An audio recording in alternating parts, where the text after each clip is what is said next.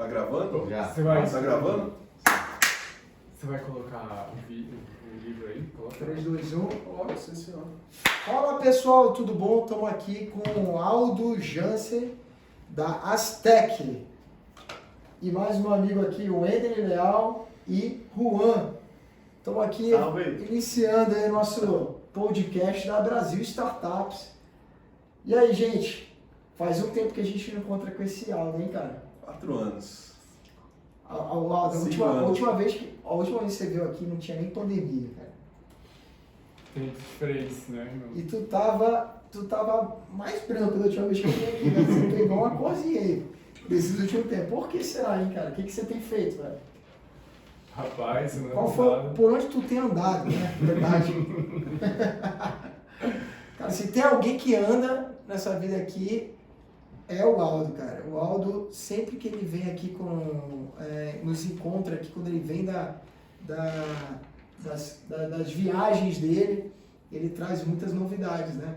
Mas essa cabaça, o que essa cabaça significa, Aldo? Se todo mundo aí, você que está no podcast, você não está vendo, mas na nossa mesa aqui tem um objeto não identificado, né? Não é um OVNI, é um produto natural aí, cabaça, né? Mas de onde você tirou isso? Muito obrigado, Hugo. É um prazer estar aqui com vocês mais uma vez. Eu ainda muito obrigado pelo espaço, pelo carinho. Estou muito feliz de estar aqui com vocês e é muito legal compartilhar com vocês. Então, essa daqui é a Lagenaria ciceraria, a cabaça, como a gente conhece aqui no Brasil. Ela é originária da África. E ela foi para o mundo inteiro. Os povos originários levaram ela para a África, para a Índia, para a Indonésia e aqui para o Novo Mundo. Porque ela tem muitos úteis, ela é muito prática, né? E ela tem semente, né? De fato, meu avô que plantou essa aí na propriedade dele. E eu abro, eu corto aqui. E aí dentro tem a casca, tem a fruta seca, tem centenas de sementes. E aí você pode plantar outras, né?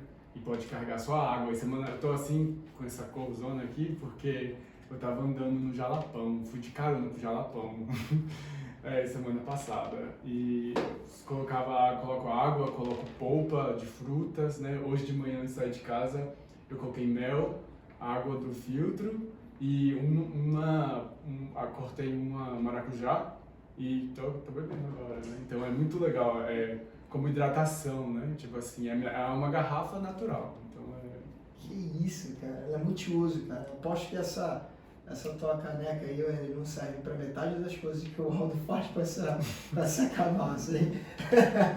Só um café. O Aldo, a última vez que você veio aqui, você estava numa missão aí de nadar no Gibraltar. Conta um pouco sobre essa experiência. Nossa, foi um sonho realizado. Eu li muito, eu fiz triatlo, não sei se você sabia.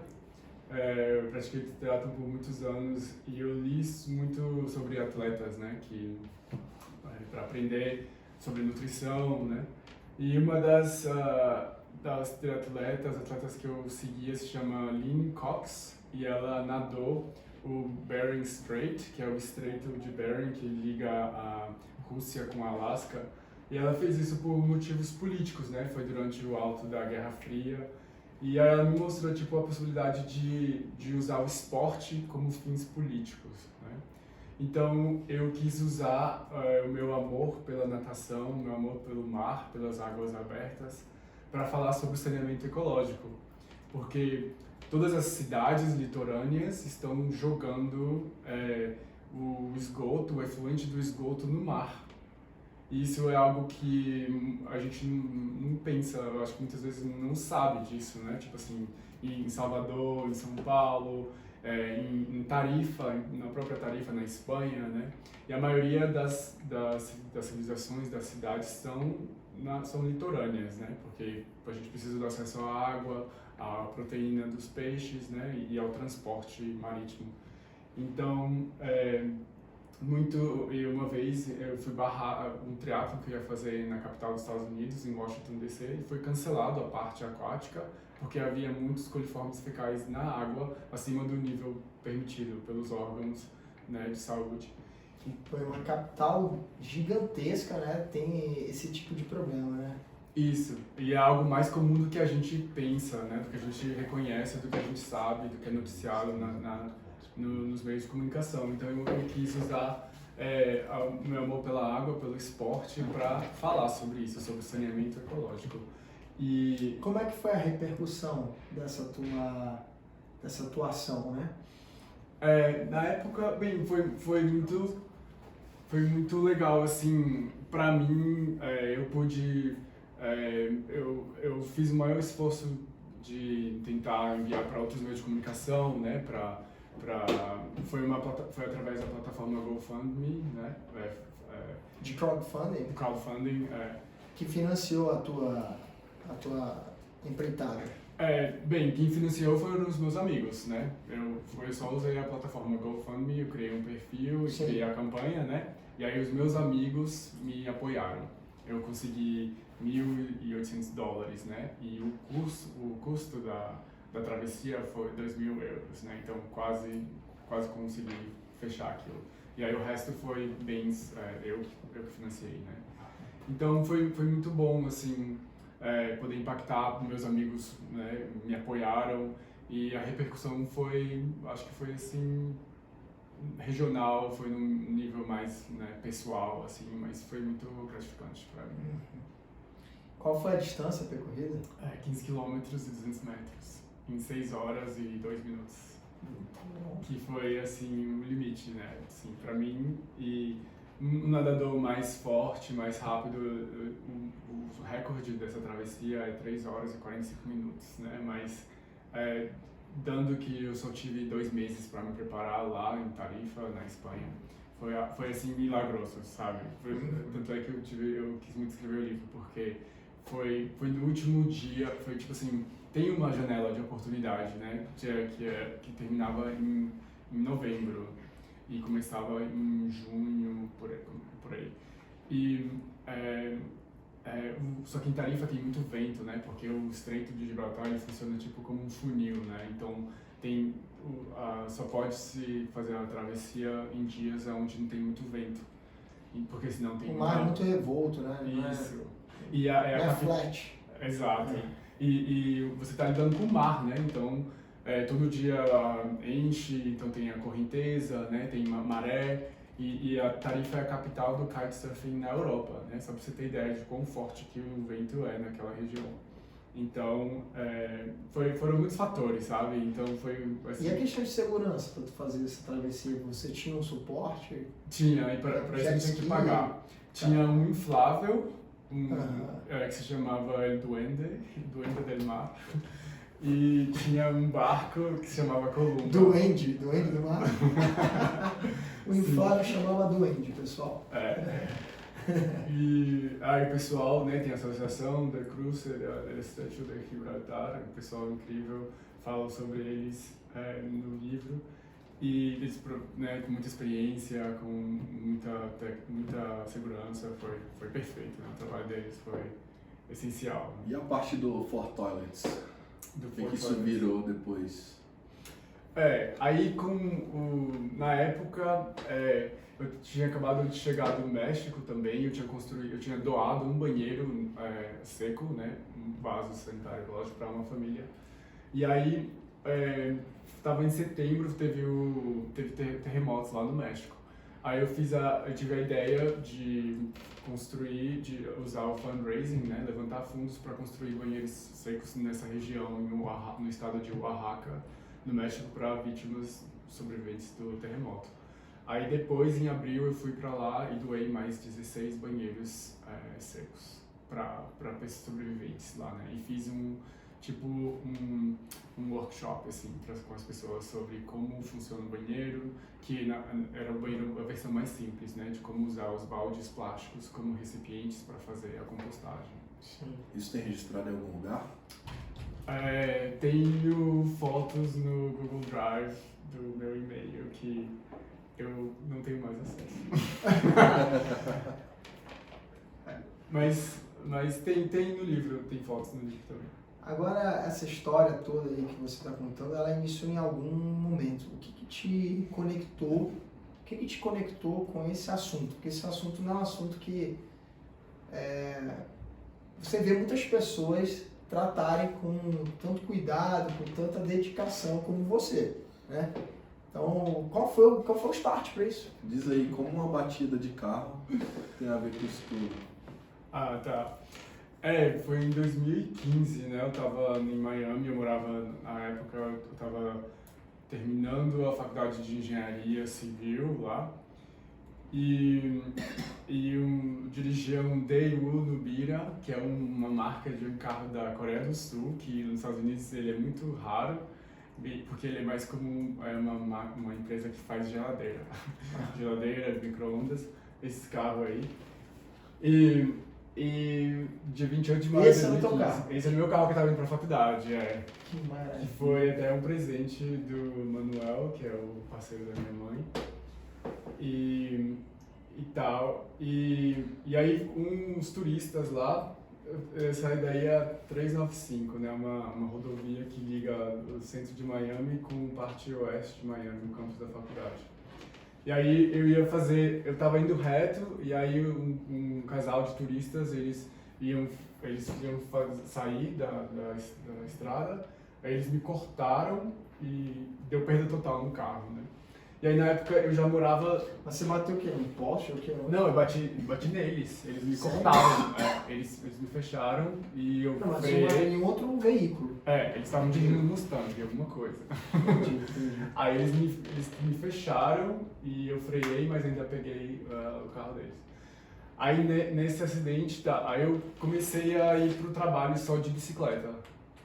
E aí nessa época eu pude economizar $18 mil e investi na Tesla.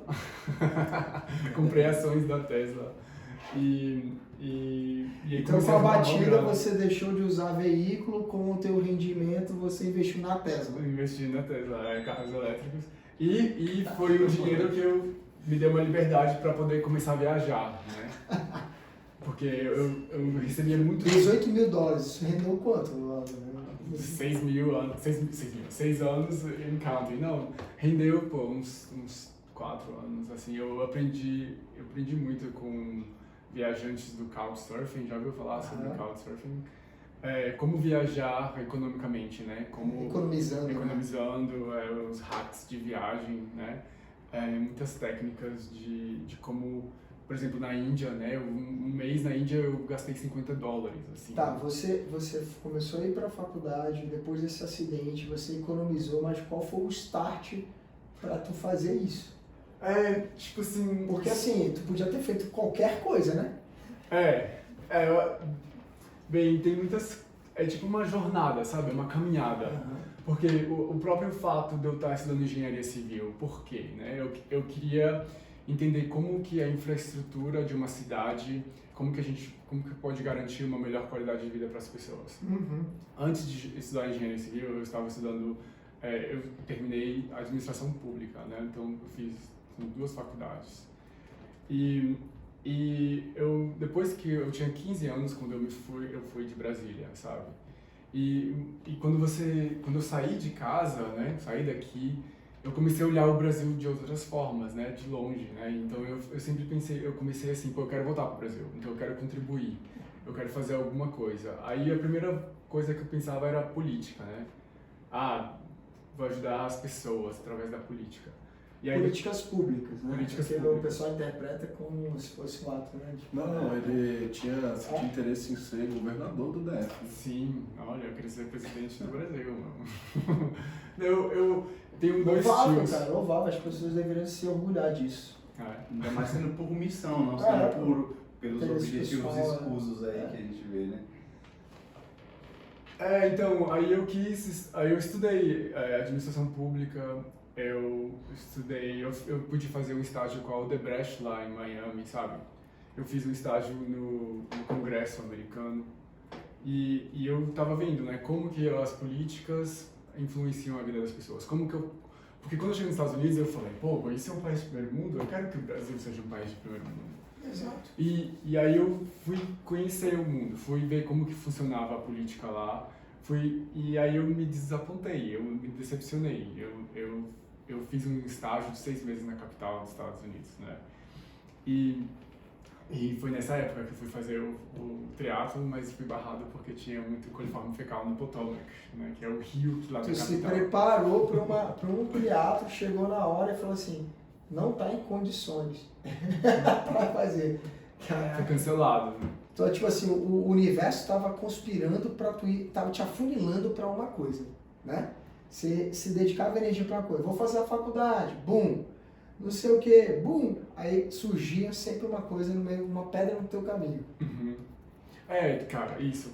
E aí eu fui. Aí quando eu terminei administração pública foi assim, fácil, digamos assim, pra mim, né? E aí eu falei. Aí eu tinha acabado de chegar de Washington, aí eu falei, não, política não é só política. É infraestrutura. Então, eu sempre gostei de matemática, né? Eu sempre gostei de física. Eu falei, não, vamos desafiar mais. Eu quero um degree, um curso mais técnico, né? Então, eu vou fazer engenharia civil. Aí, antes de terminar a administração pública, eu adicionei engenharia civil. E aí eu ralei, né? Fui cálculos 1, 2, 3, 4. E muitas classes eu tive que refazer, né? Química, física, tudo. Mas foi aí que eu comecei a entender como que as tecnologias fazem parte, né, das políticas públicas, né? Pô, vamos construir uma estrada, o que a gente precisa? Petróleo, bitume, trator, né? Aí, nessa época, eu fiz um estágio com a Odebrecht nos Estados Unidos. Aí eu trabalhei na construção de um aeroporto em Fort Lauderdale, na construção da pista de pouso do aeroporto, que era uma pista elevada, que era uma inovação muito legal, sabe? Ter que construir uma pista com um ângulo. E aí foi justo antes de estourar a bomba da Odebrecht, né? E em Miami, a Odebrecht tem... Mais uma pedra no caminho. Exatamente. E aí foi ver, né, como que a corrupção faz parte, né, dos contratos do governo com as empreiteiras, né? Aí eu queria muito trabalhar na Odebrecht, porque a Odebrecht estava na África e a Odebrecht trabalha no mundo inteiro. Eu falei, pô, a Odebrecht vai ser o meu ticket de volta pro Brasil. Uma plataforma para eu, né? E aí eu falei, pô, a Odebrecht vai me levar de volta pro Brasil, sabe? Então eu fui lá, entrei na Odebrecht, aí eu fiquei 9 meses em Fort Lauderdale, lá na Flórida. E aí depois eu quis trocar de departamento dentro da Odebrecht. Eu quis ir pro departamento de logística. E também porque eu poderia ficar em Miami, que era perto da faculdade. E antes eu estava em Fort Lauderdale, eu tinha que dirigir 40 minutos, 1 hora, sabe? Aí quando eu mudei e consegui ir lá dentro, mexer as cadeiras, eu fui transferido para o departamento de logística. A Odebrecht Miami fecha e me mandou embora. Outra pedra no caminho. Pedra. Aí eu falei assim, pô, caramba, mas foi muito bom, me ajudou a conseguir um emprego na Bouygues, que é uma multinacional francesa de construção. Eu fui começar a trabalhar no túnel de Miami, que foi uma obra de $1 bilhão. Então, túnel para transporte, mesmo para metrô, um túnel para carros, carros. E carga, né, e tratores, porque para ligar a ilha do túnel de Miami, Dodge Island, com a ilha Watson, né, então tem que passar por baixo da água. Então, uma obra muito, muito legal, né, trabalhando com uma empreiteira francesa, muito show. Experiência maravilhosa.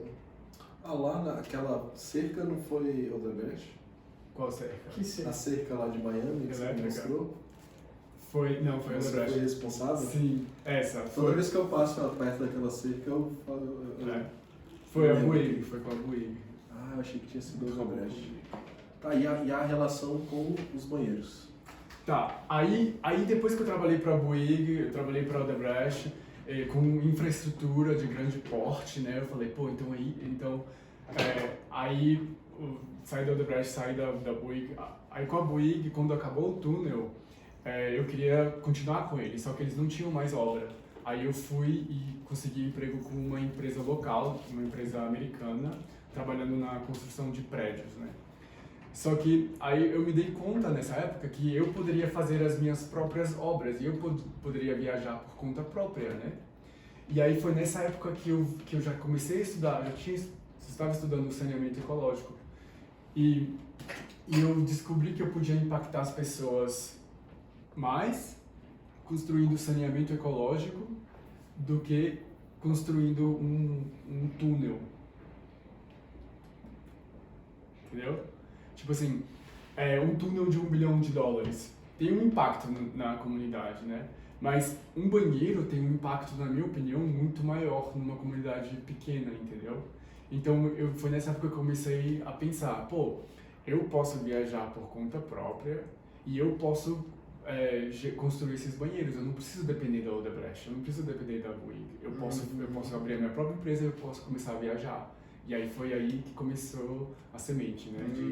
Aí eu comecei a juntar dinheiro para poder viajar e deixar o meu emprego em Miami. E você avaliou e falou assim, cara, trabalhar nessa parte de banheiros, saneamento, isso é uma coisa que tem um impacto muito grande na vida das pessoas. Você falou assim, se tem uma coisa que eu possa fazer hoje que vai impactar na rotina das pessoas, era isso. Aí você resolveu canalizar toda a tua energia para melhorar ou resolver isso de uma outra forma. Isso. E aí eu comecei a estudar saneamento ecológico, comecei a pesquisar e ler todos os livros. Um muito importante se chama o Humanure Handbook, escrito pelo Joe Jenkins, que é o guia do Humanure, que é adubo humano, né? E ele está traduzido no português, tem PDF disponível agora, se você colocar no Google, né? Guia do Humanure, Joe Jenkins. A gente pode colocar aí. Ele tá digitando aqui. Eu falo muito sobre ele no Instagram. E Carol Steinfeld, que é uma escritora americana, que ela é minha mentora também, ela escreveu um livro que se chama Ouro Líquido, sobre a urina, né, sobre como usar a urina através do saneamento ecológico, né, como pode fazer o fertilizante da urina. E aí eu entrei no fórum Suzana, né, Sustainable Sanitation Alliance, e tem, tipo assim, eu não sou inovador nessa área, né, essa área do saneamento ecológico, ela já está muito bem documentada, e ela já tem muitas pessoas, né, que já trilharam esse caminho. Mas não está conectado as coisas, né, falta alguém que possa fazer algumas conexões, estudos, você fala, cara, vamos canalizar esse conhecimento para esse propósito, né? É porque você está falando, tem muito especialista, mas isso às vezes não está refletindo na realidade, né? Por quê? Cara, eu acho que é porque tem tipo assim, um bias, né? Que um bias é tipo um preconceito, um favorecimento assim de coisas que são high-tech, sabe? E o saneamento ecológico, ele é low-tech, mas ele é low-tech, high-impact, sabe? Ele, que nem eu estava falando com ele sobre o filtro de barro. O filtro de barro, ele é uma inovação, ele é uma tecnologia. A cabaça, ela é uma tecnologia, só que ela é uma tecnologia low-tech e low-carbon, né? Ela requer pouca energia e quase nenhuma energia fóssil, energia do sol. Então pensa uma tecnologia como o fio de barro, que ele é utilizado até hoje em residências, em meio urbano, velho. Então assim, tu vê assim, ela resistiu por tanto tempo que ela é boa. Por que ela resistiu? E é por isso que eu te fiz aquela pergunta. Eu mostrei uma foto lá de um filtro de barro, eu tava agora na Chapada, e tem um filtro de barro, cara, de 200 litros enormes, assim, um filtro de 1,5 metro, né?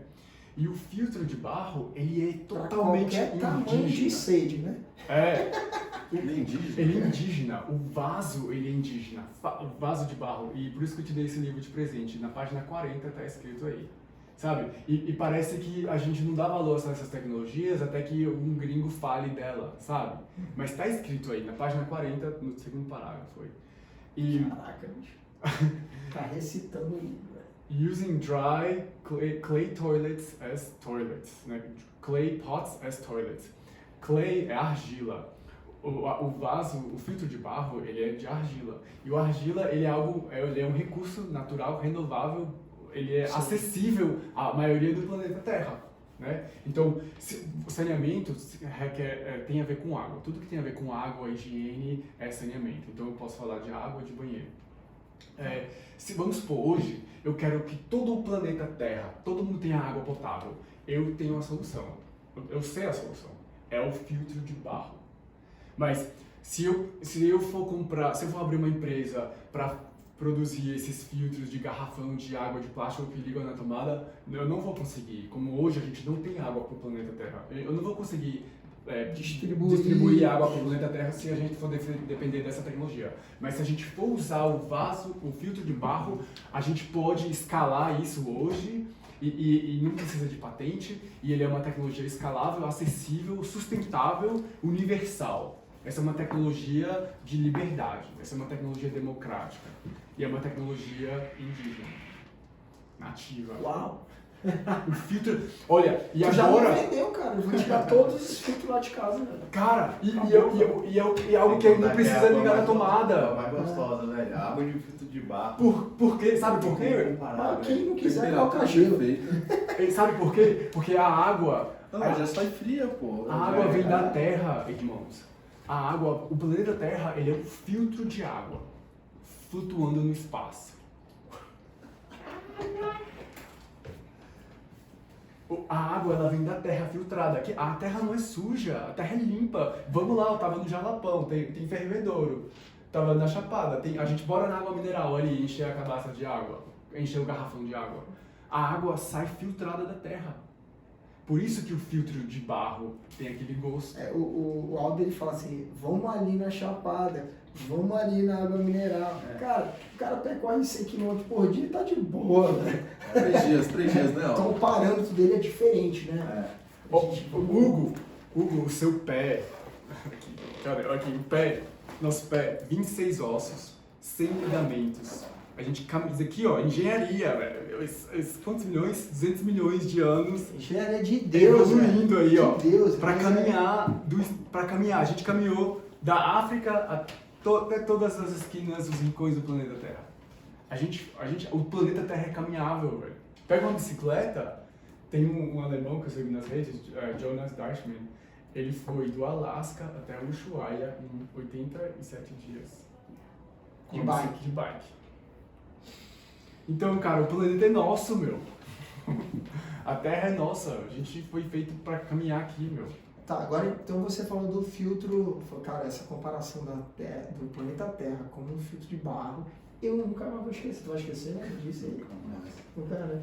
Eu não tinha chegado nessa conclusão, não, cara. Eu não tinha chegado nessa conclusão, mas faz muito sentido. Mas o que faz hoje esses filtros, essas tecnologias atuais, ganharem maior aceitação? Tem algum tipo de lobby, tem algum tipo de estímulo? Por que as coisas não são valorizadas? You tell me, cara, você me diga, porque você vai no Amazon.com, vai no inglês e coloca clay filter. E tem americanos aí escrevendo textão assim, ó, sobre quão gostoso. Porque o filtro de barro tá vendendo agora nos Estados Unidos, tá $200. E é um pequeno, e é o de 12 litros. Uhum. E tem americano falando, meu Deus, como a água é gostosa, como é bom esse filtro de barro. Sim. Então, cara, eu acho que é porque não tem muito lucro, entendeu? Porque é uma tecnologia... Porque olha só, você comprar um garrafão lá no México, eu tô morando no México, tem 1 ano e meio, desde o final da pandemia, 2020. Tem um caminhão da Mercedes-Benz. Ele mora no México e tira férias no Brasil. É o único. Cara, o México tá mais barato o custo de vida do que o Brasil, cara, você tem ideia. É verdade. Porque tem um caminhão lá no México queimando gasolina, percorrendo as ruas vendendo água num garrafão de plástico. Sendo que você pode pegar, ligar a torneira, colocar no filtro de barro e pronto. E aí vem Então é isso, cara. A gente cresceu assim aqui no Brasil, pelo menos eu me lembro. Minha mãe, filho, já encheu o filtro? Aí lá eu pegar um balde e encher o filtro lá. E o filtro era grande, era 3 velas, né? Na casa do meu avô, Ele como mestre de $149. obras, tudo, né? Tinha uma torneirinha em cima do filtro já. Ah, é? Só abrir. Só ligava a torneirinha. Cada um com a sua tecnologia. O avô do Ender falou assim, não tinha nenhuma energia para Eu lembro até hoje, o meu cabia recolocar água dentro do 4 filtro. jarras de 2 litros. Já. Né? Mas lá em casa era a jarra de suco, né? Não é isso daí não, é o São João, é o brasileiro. A marca Aquele que brasileira. vende ali em Três Abadiânia. Abadiânia tem um polo lá que vende muito filtro. Eu comprei lá para meus pais recentemente. É o Sempre delivery, tem que change the settings aí, dos settings do delivery. O filtro São João tá vendendo lá nos Estados Unidos. Uhum, 3 bicas. É o, ali, Wendy, tá vendo o delivery to Brasília? Tem que colocar delivery nos Estados Unidos, aí vai te mostrar os outros lugares. Aí, tá aí, gente. Ah, Stephanie, olha lá, $250, o de 6 litros, galera, que é o pequeno. Agora, olha os reviews aí. Tem americano falando aí, meu Deus, como a água é gostosa e como nunca mais vou comprar filtro reviews, desce por reviews. Isso daí é o questions, desce. Esse aí, bicho. Então, tipo assim, a gente vai dar valor só quando depois que os americanos dão valor, a gente vai dar valor, você vai ver o benefício disso. Lá nos Estados Unidos tem muito cloro na água. A primeira coisa que você chega lá, você vai ver que a água é intragável. Por isso que se vende muita garrafa embotellada. Embotellado, tá misturando inglês e espanhol. Não, porque não começou alemão, né, Aldo? Olha só, olha lá, it's pretty awesome. The only change I would make is only a metal spigot. Não, olha só, easy Quebra accessible. sempre, né? Aquela torneirinha sempre quebra, a gente sabe disso. Né? Quantas vezes eu já troquei o de lá de casa? Então, Rapaz, e quanto vai custar essa torneirinha lá? eu comprei, porque no meu banheiro, no prototype do Space Sheet, eu comprei essas velas de cerâmica aí, porque a vela tem cerâmica, tem filtro, tem carvão ativado dentro da cerâmica, e é a que eu uso no México. Custa uns $10, $15 só, e vem um kit, vem 2 filtros, 3 filtros, ou 2 filtros e dois negócios. Olha só, that's the best water filter on earth, melhor filtro de água na Terra, tá vendo? Americano falando isso sobre o filtro Stephanie do Brasil. Que maravilha, que maravilha. $250, cara, isso é mais de R$1.000. E aqui a gente tem ele por 150, qualquer buraco aí. Qualquer feira tem isso aí, velho. E Aldo, agora me conta aí sobre a tua experiência em palestrar, cara, no keynote do TEDx. Keynote. Tá 10. Calma, Keynote não. Palestrar. Foi quando isso? Foi depois também, né? Foi. 2016. Não, foi 2016. Foi antes. Foi A gente se conheceu logo depois, né? Como é que foi a seleção? Como é que te chamaram? Como é que foi esse processo de te incluir nesse fluxo? Na época eu tava morando em Cancún. Eu tinha acabado, eu saí dos Estados Unidos em maio de 2016. Aí eu fui pra lá a minha, tipo assim, a razão pra deixar tudo em Miami e pro México era construir um hostel ecológico lá, né? Numa região turística chamada Tulum, uma cidade, Sim, já falar? sim. Tulum é a Chapada dos Veadeiros com praia, né? Nossa, algo assim. São Jorge. Obrigado. São Jorge. É lindo lá. Inclusive o turismo tá fervendo agora lá, fervendo. Vixe, nossa, naquela época tava bem no Ah, hype, né? você 2016 foi é. bem assim, na época do hype mesmo. E aí eu ia pegar aqueles $18 mil que eu tinha juntado, né? Ia comprar um terreno. Só que tava uma especulação incrível lá. E quando eu cheguei na hora do vamos ver, eu descobri que os direitos legais assim da terra não estavam muito bem assegurados. E que depois de algum tempo podiam vir e pessoas e falar, não, essa terra é nativa, indígena, não pode. Entendi.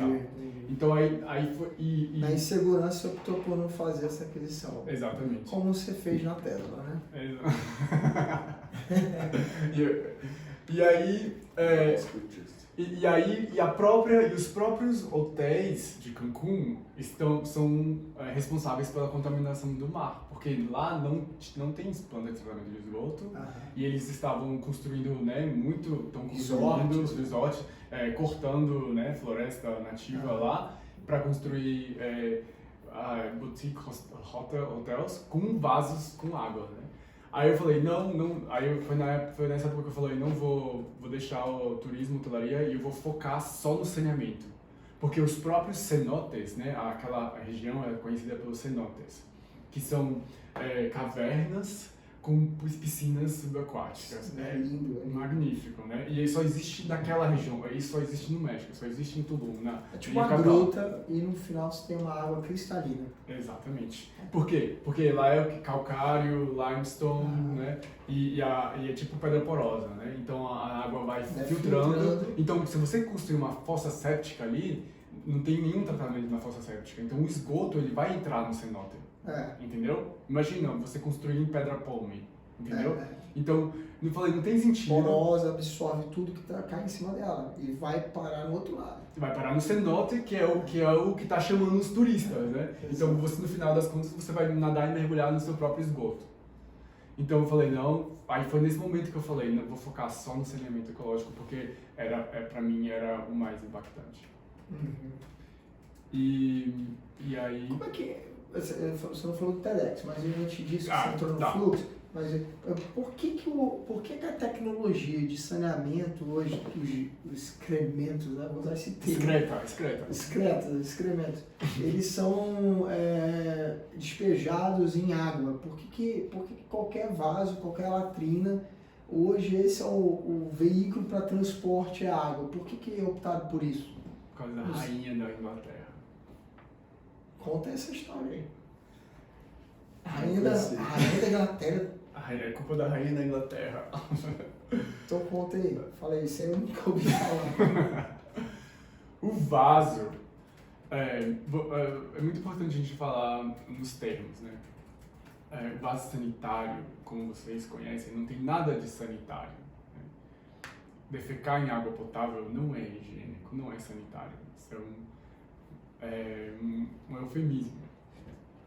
E durante a Revolução Industrial, lá pela época de 1850, a rainha da Inglaterra...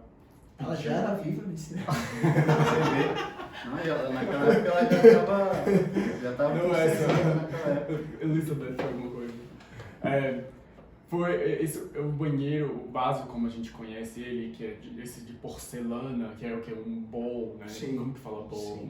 Uma tigela de porcelana branca, né? Uma tigela da China, com detalhes, né? Usar isso como vaso é a herança da Inglaterra.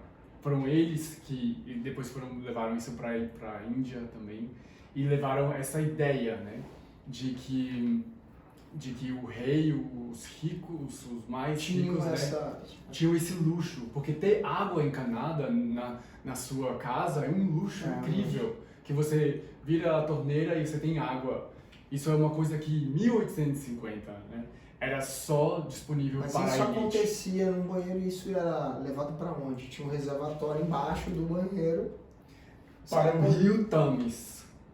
Para o rio Thames. E a água sempre vai procurar, né? Water sempre vai procurar o nível mais baixo.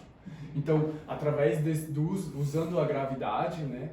Aí a água tem esse benefício, que ela vai correr e ela vai levar para longe de você. Então, isso que é a grande conveniência do banheiro, do vaso com água, com descarga água.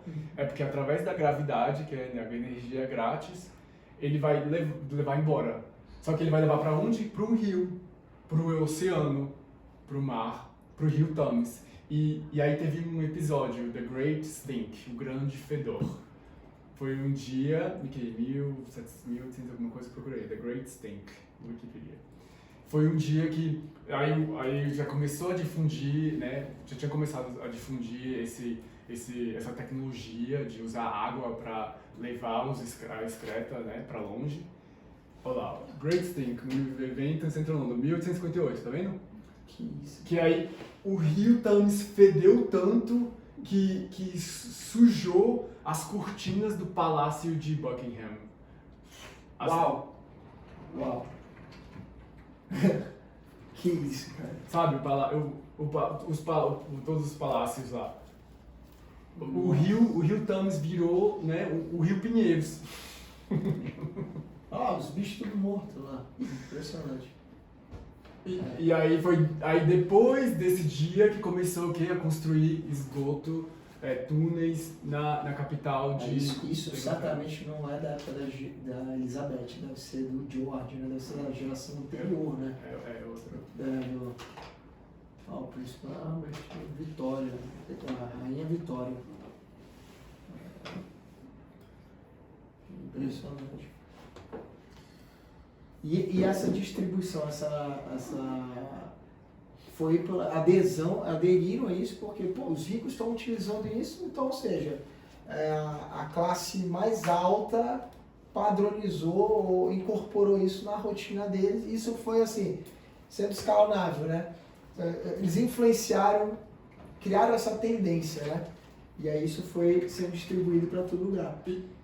E é muito forte isso, porque hoje quando eu vou pro campo, quando eu vou pro interior, quando eu vou pra roça, na Índia, no México, e eu falo, bora construir um banheiro ecológico? Não, ninguém quer, todo mundo quer esse banheiro.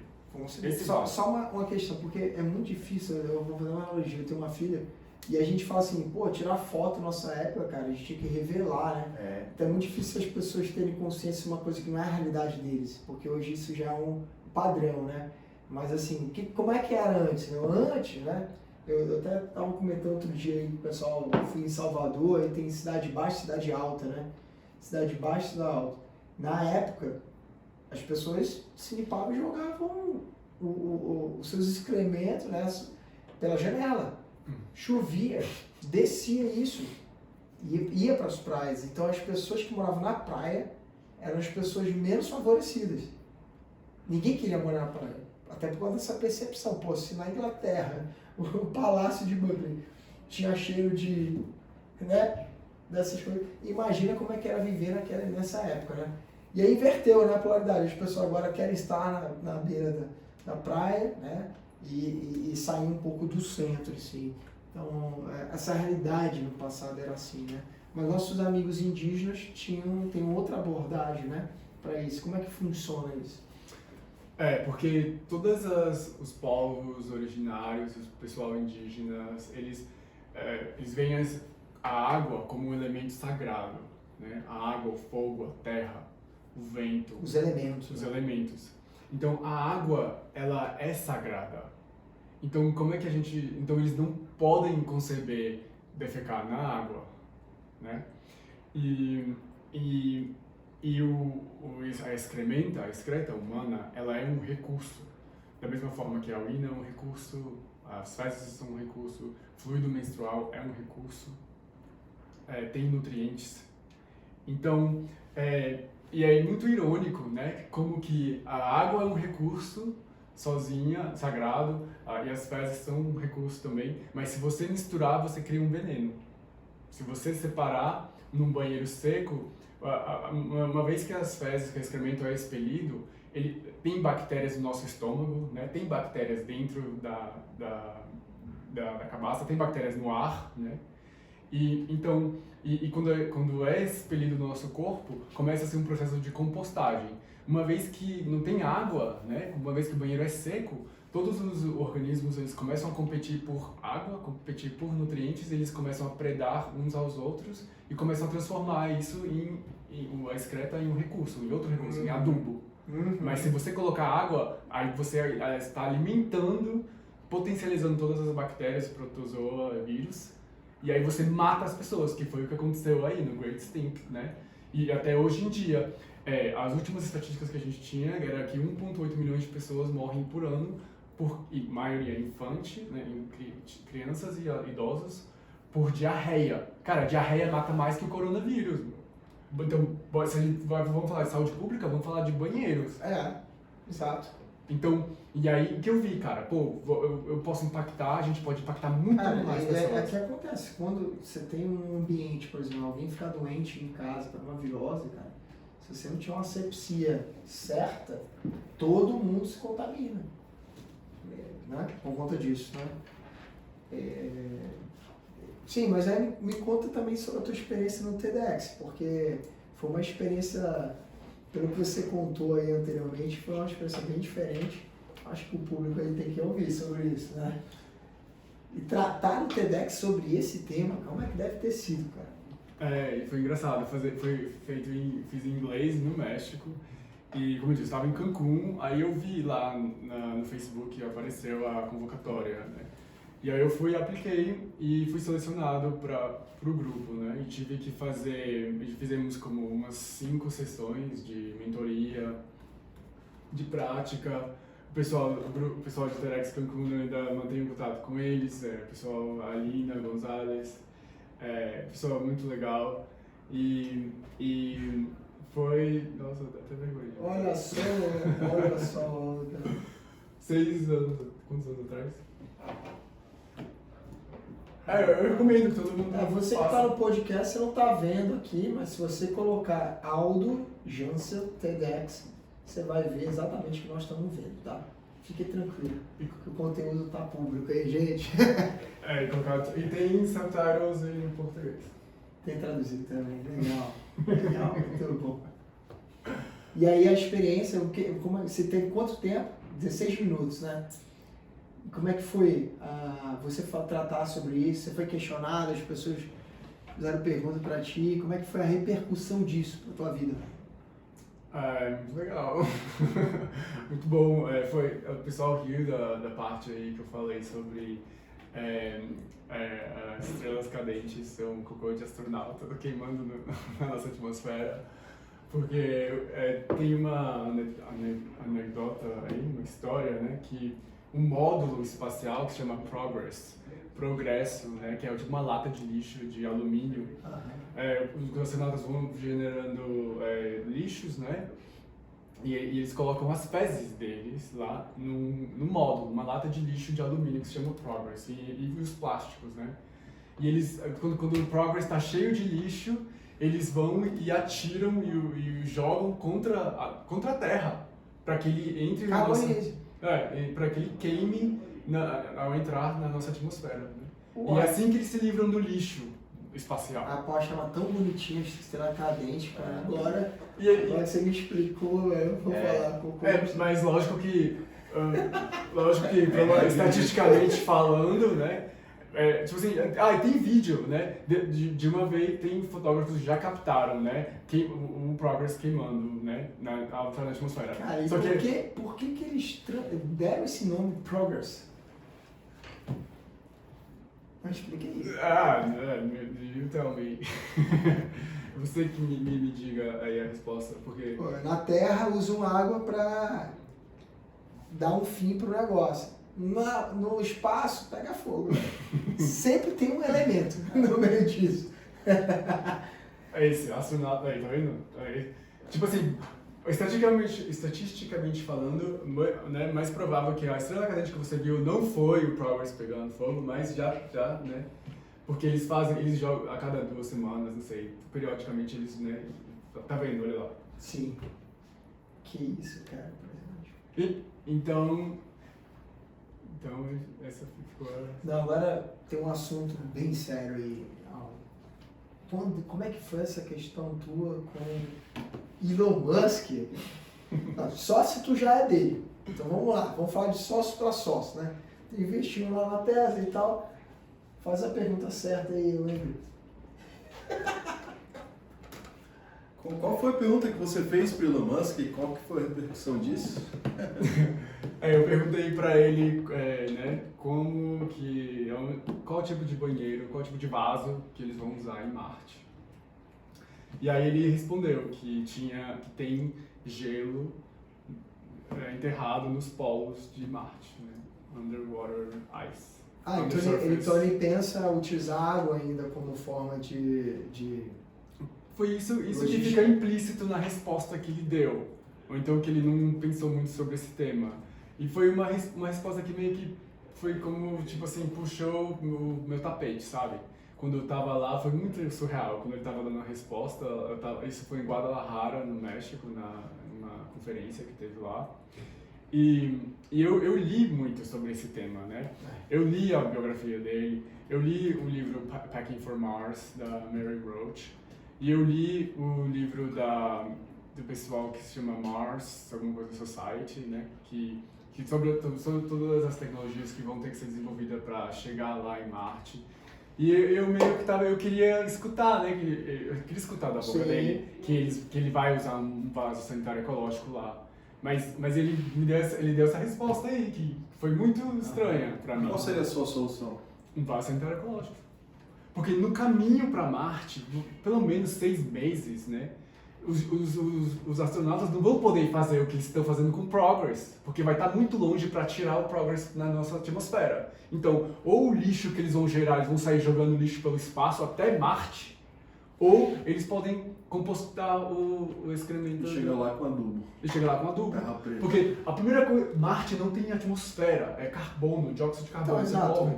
Então tem que Primeiro plantar que- muita árvore em Marte. Primeiro que não vão tirar a roupa lá, né? Pra fazer o negócio. Eles têm que ir pra nave, eles têm que ir pra um ambiente controlado, né? Cara, a primeira coisa, a única coisa... Mas o que faltaria para alcançar a Terra preta numa situação dessa? É tipo o que aconteceu no filme, né? No Mars, no filme de Marte. Os astronautas vão ter que gerar o seu próprio oxigênio, vão ter que gerar o seu próprio... vão ter que produzir a sua própria comida e vão ter que produzir a sua própria terra. Terraformation, né? Terraformation é plantar árvores em Marte. Vai durar milhões de anos para fazer isso, para que tenha uma atmosfera respirável em Marte. Então, o que eu esperava disso, né, de todo esse esforço tecnológico, é que a gente desse valor ao planeta Terra onde que a gente vive. O planeta Terra, Sim. o planeta As Terra é um condições, milagre. é o equilíbrio, tá? A equação, né? Fala aí, Juan, sobre o equilíbrio da Terra.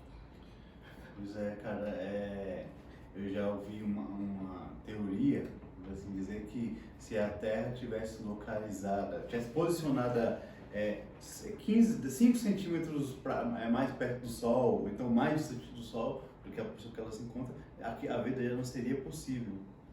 Então é muito pouco, cara. É muito pouco. Eu vi um cientista falando sobre isso, esqueci o nome dele agora, mas depois eu posso pesquisar. Mas é uma linha muito tênue, né, velho? Se a gente estivesse em outra órbita, olha para Marte, olha para Vênus, olha para Júpiter. Então, a gente, cara, a experiência humana na Terra é um milagre, é uma coisa única. Pachamama, Gaia, Tonantzin, né? Pachamama, Terra. Cara, é um milagre, é uma experiência única. E é mais, o Sol, ele é uma bomba nuclear, né? Hydrogen bomb. E o Sol são quantos milhões, eu esqueci exatamente a figura, mas o Sol são algumas milhões de bombas nucleares por segundo. Bilhões ou bilhões, sei lá. Não importa, é muitos, né? Então o Sol é o nosso gerador de energia grátis, né? Flutuando no espaço. E o Sol está expandindo. Então, de acordo com os cientistas da NASA, em 1 bilhão de anos, o Sol vai ter expandido tanto que ele vai queimar a Terra e a gente vai virar um carvão. Em Marte.